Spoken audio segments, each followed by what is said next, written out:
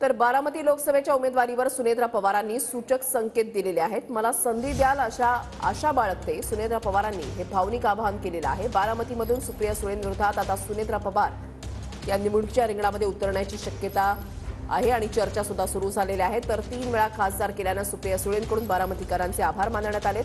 संघर्ष काळामध्ये साथ दिल्याबद्दल आभारी असं सुप्रिया सुळेंचं वक्तव्य आहे।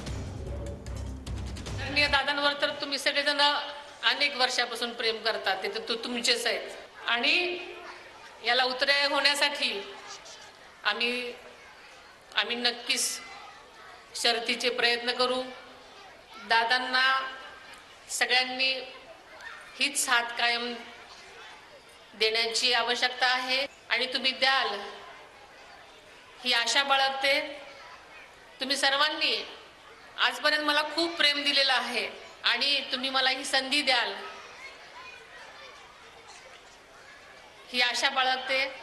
या सत्याच्या लढाईमध्ये तुम्ही जी साथ देताय त्याबद्दल मी तुमचे मनपूर्वक आभार मानते। कारण 1, 2, 3 वेळा मोठ्या संख्येने आपण मतदान करून मला दिल्लीला जायची संधी दिली। अनेक दिवस संघर्षाचा काळ चाललेला आहे। हा संघर्षाचा काळ असला तरी तुमच्या सगळ्यांची जी साथ तुम्ही मला देता त्याबद्दल मी तुमचे मनपूर्वक आभार मानते।